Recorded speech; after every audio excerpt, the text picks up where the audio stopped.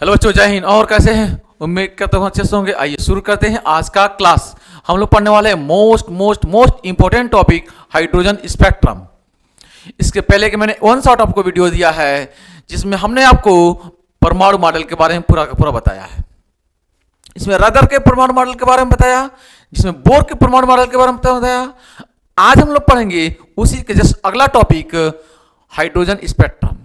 तो अगर आप उस वीडियो को ना देखे हो तो जरूर देख लें, बहुत इंपॉर्टेंट टॉपिक है, इससे रिलेटेड ही है। जब तक आप उसको नहीं पढ़ेंगे ये आपको थोड़ा सा कम समझ में आएगा। तो आप पूरा का पूरा उस वीडियो को जरूर देखें, फिर इसको आप देखें। आइए शुरू करते हैं। हाइड्रोजन स्पेक्ट्रम नाम का टॉपिक पढ़ने से पहले हमने आपको रदरफोर्ड के परमाणु मॉडल के बारे में बताया कि रदरफोर्ड साहब कहते हैं कि परमाणु के अंदर जो इलेक्ट्रॉन चक्कर लगाता है, जिस कक्षा में वह चक्कर लगाता है, अपनी ऊर्जा का उत्सर्जन करता रहता है और धीरे धीरे वह नाभिक में आकर गिर जाता है। और नाभिक का विनाश होने का मतलब परमाणु का विनाश, परमाणु का विनाश होने का मतलब वह वस्तु धीरे धीरे कम होती है, जबकि ऐसा नहीं होता है। देन उसके बाद रदरफोर्ड के बाद आए बोर साहब। तो बोर साहब ने कहा कि नहीं भाई, कि परमाणु के अंदर जो इलेक्ट्रॉन है वह इलेक्ट्रॉन अपनी कक्षा में चक्कर लगा रहा होता है और अपनी कक्षा में चक्कर लगाते रहता है, तो ऊर्जा का उत्सर्जन नहीं होता है, ऊर्जा का ह्रास नहीं होता है। ऊर्जा का ह्रास नहीं होता है। जिस कक्षा में वो चक्कर लगाता है उस कक्षा की जो ऊर्जा होती है वह फिक्स होती है, MBR = H/2π के पूर्ण गुणज होता है। इतनी बात उन्होंने कहा, यानी जो इलेक्ट्रॉन अपनी मूल अवस्था में है वह ऊर्जा का उत्सर्जन करता ही नहीं है। इलेक्ट्रॉन अपनी मूल अवस्था में ऊर्जा की हानि नहीं करता है। इलेक्ट्रॉन अपनी मूल अवस्था में अगर है तो वह चक्कर लगा रहा होता है, तो ऊर्जा की किसी प्रकार की कोई हानि नहीं होती है। ऊर्जा की हानि नहीं हो रही है, इलेक्ट्रॉन चक्कर लगा रहा है, किसी प्रकार की कोई ऊर्जा की हानि नहीं हो रही है। लेकिन जब उस इलेक्ट्रॉन को बाहर से कुछ ऊर्जा दे दिया जाए, विकिरण के रूप में ऊर्जा दे दिया जाए, फोटोन के रूप में ऊर्जा अगर मिल जाए उसे, तो वह उस ग्राउंड स्टेट को छोड़कर, अपनी मूल अवस्था को छोड़कर, अपनी निम्न ऊर्जा स्तर को छोड़कर, ग्राउंड स्टेट को छोड़कर उस ऊर्जा को लेकर जो ऊर्जा दे रहे हैं आप उसको H, ठीक है, H-nu जो आप ऊर्जा दे रहे हैं फोटोन के रूप में, वह उसे जैसे ही ग्रहण करेगा तो यह ग्रहण करके सीधे भागकर ऊपर जाएगा, अपने उच्च ऊर्जा स्तर में चला जाएगा, जिसे हम उसे उत्तेजित अवस्था कहते हैं, जिसे हम उसे एक्साइटेड स्टेट के नाम से जानते हैं। यहां पे जो जैसे ही पहुंचता है इलेक्ट्रॉन तो अस्थायी रहता है। इस बात को लिखा हमने है कि बाह्य स्रोत से ऊर्जा ग्रहण करके ये इलेक्ट्रॉन यहां पे था, बाह्य स्रोत से ऊर्जा ग्रहण किया और तुरंत ऊपर भागा। बाह्य स्रोत से इलेक्ट्रॉन, ठीक है, ऊर्जा ग्रहण करके इलेक्ट्रॉन अपनी मूल अवस्था यानी निम्न ऊर्जा स्तर से उत्तेजित अवस्था यानी उच्च ऊर्जा स्तर में चला जाता है, उच्च ऊर्जा स्तर में चला जाता है। इस प्रक्रिया को कहते हैं हम लोग क्या, अवशोषण।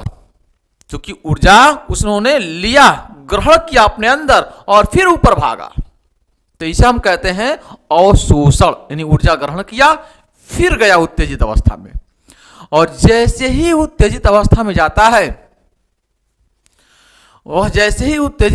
जाता है, बहुत कम समय में वहां से तुरंत वापस लौटकर चला आता है। और जब वापस लौटता है तो वह फोटोन को बाहर निकालता है, ऊर्जा को बाहर निकालता है, ऊर्जा का उत्सर्जन करता है, और वही स्पेक्ट्रम जो लाइन के रूप में हमें प्राप्त होती है। यानी जैसे ही यह इलेक्ट्रॉन ऊपर चला जाता है तो यहां पे अस्थायी रहता है। कैसा रहता है? अस्थायी रूप में रहता है। यानी उत्तेजित अवस्था में यहां पर इलेक्ट्रॉन जो होता है वह अस्थायी रहता है, अतः वह ऊर्जा का त्याग करके पुनः निम्न ऊर्जा स्तर यानी मूल अवस्था में आ जाता है। तुरंत यहां से ऊर्जा का त्याग करता है, ऊर्जा का बाहर निकालता है। यहां से ऊर्जा जो होती है वह फोटोन के रूप में बाहर निकाल देता है और अपने ग्राउंड स्टेट में चला आता है। इसे हम कहते हैं स्वतः ये बात हो रही होती है, इसलिए स्वतः ऊर्जा का उत्सर्जन होता है।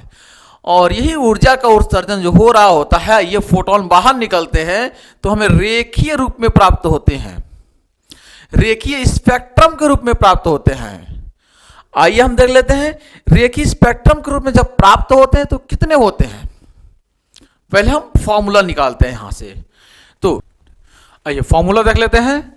जब यहां से फोटोन, ठीक है, बाहर निकाल रहा होता है, उत्तेजित अवस्था से इलेक्ट्रॉन जब अपनी मूल अवस्था में आ रहा होता है तो यहां से फोटोन बाहर निकाल रहा होता है, जो रेखीय स्पेक्ट्रम के रूप में हमें मिलती है। इसका फॉर्मूला हम निकालते हैं। तो यानी एच न्यू इक्वल टू में, ठीक है, E2 से कहां आ रहा है, E1 में आ रहा है, तो E2 माइनस का E1, ठीक है। अब देखिए E2 है कितना, माइनस का 13.6 अपान में N2 स्क्वायर, माइनस का 13.6 अपान में N1 स्क्वायर, और H यहां पे न्यू की वैल्यू होती है, देखिए V बराबर होता है, ठीक है, न्यू लैम्डा। तो यहां से न्यू की जो वैल्यू होती है वो होती है V अपान लैम्डा। तो इस न्यू की जगह पर हम रखेंगे V अपान लैम्डा, तो यहां पे आ जाएगा V अपान लैम्डा। देखिए यहां पे H V upon lambda equal to में हो जाएगा, यहां पे माइनस माइनस प्लस हो जाएगा और ये कॉमन हो जाएगा 13.6, तो ये हो जाएगा 13.6 कॉमन, तो ये हो जाएगा माइनस माइनस प्लस, तो 1 अपान N1 स्क्वायर माइनस का ये 1 अपान N2 स्क्वायर, ये इसके नीचे आ जाएगा। तो 1 अपान लैम्डा इक्वल टू हो जाएगा 13.6 अपान में H V और 1 अपान N1 स्क्वायर माइनस का 1 अपान N2 स्क्वायर, और इसे हम कहते हैं रेडबर्ग नियतांक। यानी R इक्वल टू होता है H V अपान में, सॉरी, R इक्वल टू 13.6 अपान में H V, इसको हम कहते हैं रेडबर्ग नियतांक। तो 1 अपान लैम्डा इक्वल टू हो जाएगा R और 1 अपान N1 स्क्वायर माइनस का 1 अपान N2 स्क्वायर। ये हमारे पास आया फॉर्मूला निकलकर R, ठीक है, क्या है, रेडबर्ग नियतांक है। R क्या है, रेडबर्ग नियतांक है, ठीक है। R क्या है, रेडबर्ग नियतांक है। तो ये हमारे पास फॉर्मूला निकल कर आया, यानी जो लैम्डा है, ठीक है, वह लैम्डा जो तरंगदैर्घ्य है वह कितना है, यहां से जो निकल कर आ रहा है, इस तरह का जो तरंगदैर्घ्य हमको मिल रहा है वह कितना तरंगदैर्घ्य फेंकेगा बाहर, ये हम पता कर सकते हैं यहां से। तो यहां से हम लोग अलग अलग श्रेणियां देखेंगे। कोई भी इलेक्ट्रॉन उत्तेजित अवस्था में है और वह कूदकर पहली या दूसरी या तीसरी स्टेट में आ रहा है, तो वह कितना, ये इलेक्ट्रॉन जो है वह कितना बाहर फेंकेगा, तो वह कितना यहां से फोटोन बाहर फेंक रहा होता है, इसे हम देखेंगे, ठीक है। यह इसका रेंज हम निकालेंगे लैम्डा। तो आइए यहां से शुरू करते हैं, एक एक करके रफ करते हैं इसको। आइए, तो ये n बराबर 1 है, ये n बराबर 2 है, ये n बराबर 3 है, ये n बराबर 4, ये n बराबर 5, n बराबर 6, n बराबर 7, डॉट डॉट डॉट n बराबर इनफाइनाइट तक है। इन सब में एनर्जी कितनी होती है, तो n बराबर 1 में ये जो एनर्जी होगी वो E1 होगा, माइनस का 13.6 अपान में 1 का स्क्वायर, यहां पे n बराबर E2 में माइनस का 13.6 अपान में 2 का स्क्वायर, यहां पे E3 बराबर होगा माइनस का 13.6 अपान में 3 का स्क्वायर, यहां पे E बराबर 3 में होगा आपके पास 4 में माइनस का 13.6 अपान में 4 का स्क्वायर, E5 बराबर होगा माइनस का 13.6 अपान में 5 का स्क्वायर। इस तरह से dot dot dot E infinite में होगा माइनस का 13.6 अपान में इनफाइनाइट यहाँ पे। अब इनफाइनाइट पर का स्क्वायर करेंगे तो ये आएगा 0। तो फाइनल एनर्जी जो होती है वह कितना होती है? 0 होता है। ठीक है, 0 होता है। अब कोई भी इलेक्ट्रॉन वह अपनी उत्तेजित अवस्था में है, वह सीधे ग्राउंड स्टेट में आएगा, n बराबर 1 में आएगा, तो फोटोन बाहर निकालेगा और उसका हम लोग लैम्डा निकालेंगे यहां से। तो मान लीजिए यहां पे इलेक्ट्रॉन अगर है और सीधे ये n1 में आ रहा है, ठीक है, इनफाइनाइट में है और n1 में आ रहा है, इस समय कितना यह बाहर फोटोन भेजेगा, कितना बाहर फोटोन भेज रहा होगा, ठीक है, इसका हम लोग लैम्डा निकाल सकते हैं यहां से। देखिए अगर, ठीक है, कहां में आ रहा है? 1 में आ रहा है। कहां से आ रहा है? इनफाइनाइट से आ रहा है। तो यहां से n बराबर 1 कहां पे आ रहा है? 1 में आ रहा है। और कहां से आ रहा है? n2 बताएगा। 2 से आ रहा है, 3 से आ रहा है, 4 से आ रहा है, 5 से आ रहा है, 6 से आ रहा है, डॉट डॉट डॉट इनफाइनाइट से आ रहा है। ठीक है, आइए तो 1 अपान लेमडा इक्वल टू में r और n1 कितना है? 1 है, तो ये हो जाएगा 1 अपान 1 का स्क्वायर माइनस का 1 अपान, कहां से हम ला रहे हैं? यहां से इनफाइनाइट से ला रहे हैं, तो ये रखेंगे यहां पे इनफाइनाइट।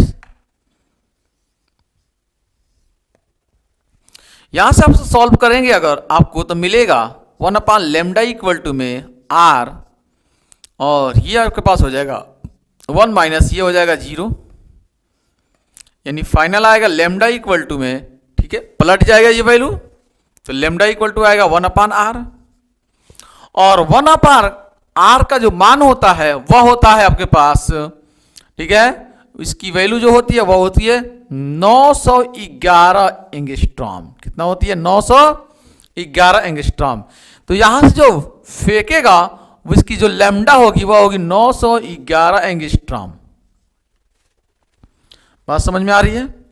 अब यहां से n बराबर 7 से सीधा आएगा 1 में, कहीं से भी किसी भी स्टेट में रहेगा ये सीधा ग्राउंड स्टेट में ही आएगा।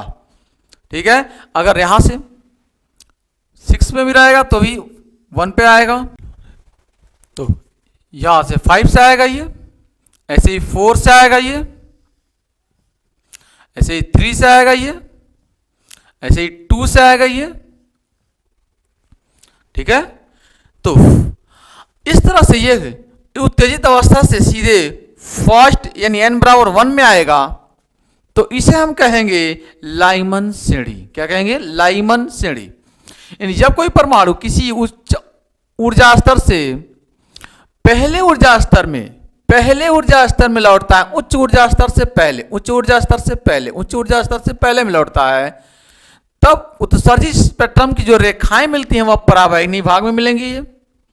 ये जो रेखाएं मिलेंगी वह किसमें मिलेंगी? परावैगनी भाग में। और फोटोन जो निकलेगा उसका जो स्पेक्ट्रम होगा उसको हम लोग यहां से निकाल लेते हैं।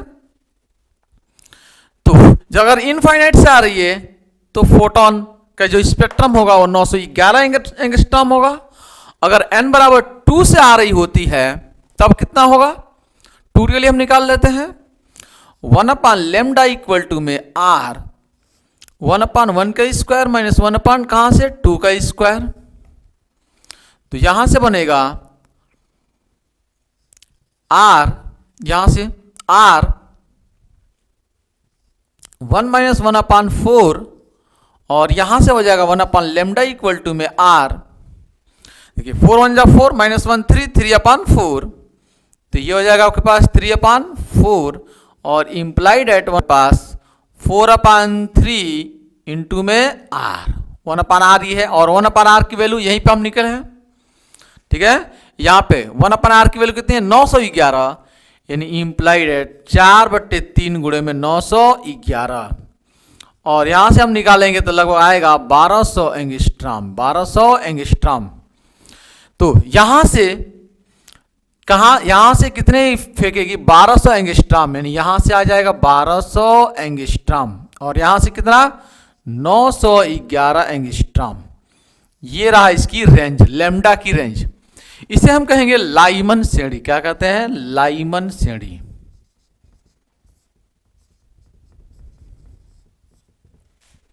ठीक, आइए बामन श्रेणी के बारे में देख लेते हैं।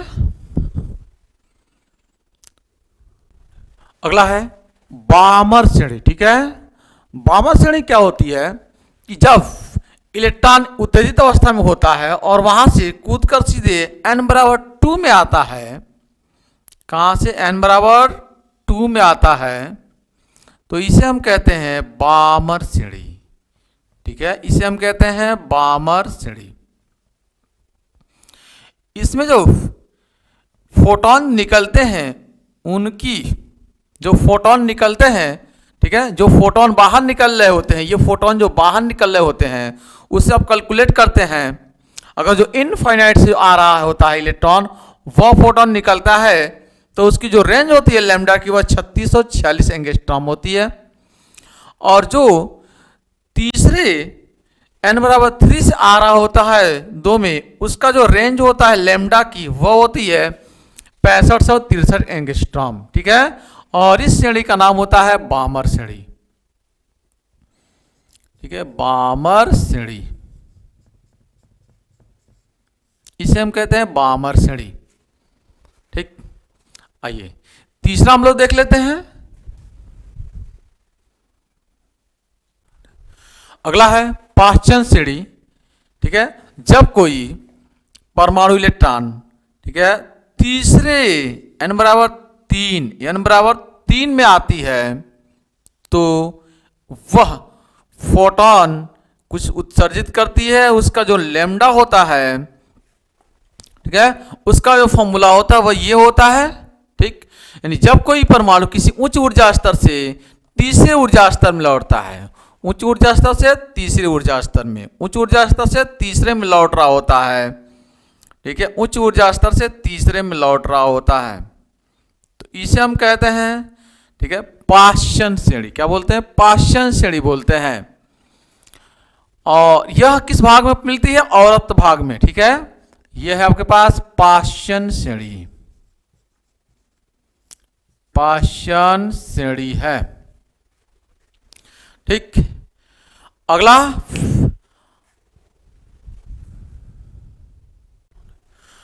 है ब्रैकेट श्रेणी। ठीक है, जब कोई भी इलेक्ट्रॉन, ठीक है, परमाणु इलेक्ट्रॉन होता है, वह उच्च ऊर्जा स्तर से चौथे ऊर्जा स्तर में आता है।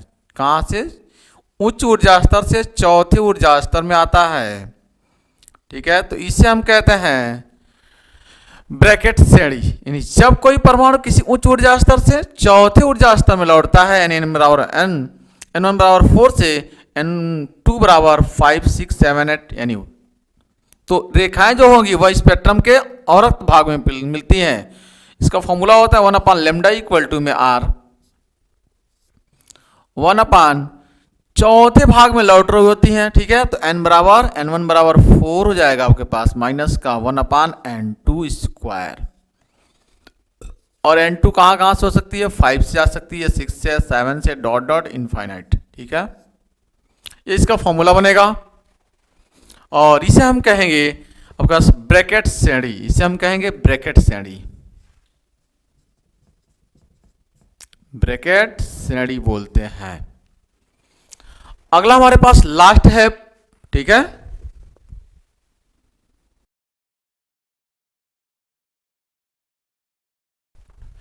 और लास्ट है पूर्ण श्रेणी। ठीक है, कि जब इलेक्ट्रॉन जो होता है वह उच्च ऊर्जा स्तर से 5वें ऊर्जा स्तर में लौटता है, उच्च ऊर्जा स्तर से 5वें ऊर्जा स्तर में लौटता है। ठीक है, तो इसे हम कहते हैं पूर्ण श्रेणी। यानी जब परमाणु किसी ऊंचे ऊर्जा स्तर से 5वें ऊर्जा स्तर में लौटता है, यानी n1 बराबर 5 से, ठीक है, में लौट रहा है, कहां से लौटेगा, 6 से, 7 से, डॉट डॉट इनफाइनाइट से लौटता है, तो ये रेखाएं भी औरत भाग में प्राप्त होती हैं और ये इसका फॉर्मूला है। ठीक है, लैम्डा निकालने के लिए। तो ये आपके पास 5 श्रेणियां हैं, लाइमन, बामर, पाशन, ब्रैकेट्स और पुंड। इनके ये सामने फॉर्मूले हैं आपके पास, लैम्डा निकालने के इनके फॉर्मूले, लैम्डा निकालने के इनके फॉर्मूले हैं, लैम्डा निकालने के इनके फॉर्मूले और लैम्डा निकालने के इनके फॉर्मूले, और इनके लैम्डा निकालने के फॉर्मूले हैं ये। ठीक है, n बराबर ये 1 है, और ये n बराबर 2 में आती है, ये n बराबर 3 में आती है, n बराबर 4 में आती है, और ये n बराबर ये 5 में आती है। ये 1 में आती है तो 2 से शुरुआत होगा, 2 से आना शुरू करेंगे, 2 से 3 से 4 से 5 से डॉट डॉट इनफाइनाइट से। ये 2 में आ रही होती है, ठीक है, तो कहाँ से आएंगी, तो 3 से 4 से 5 से 6 से डॉट डॉट डॉट इनफाइनाइट से। 3 में आना है तो 4 से 5 से 6 से डॉट डॉट इनफाइनाइट से आएंगी। ठीक है, ये आपके पास से 5 में अगर आना है तो 6 से 7 से डॉट डॉट इनफाइनाइट से आएंगे। इस तरह से पूरा का पूरा ये हाइड्रोजन स्पेक्ट्रम आपका समाप्त होता है। अब इस पे खूब हम लोग सवाल लगाएंगे। आइए सवाल नंबर 1 लेते हैं।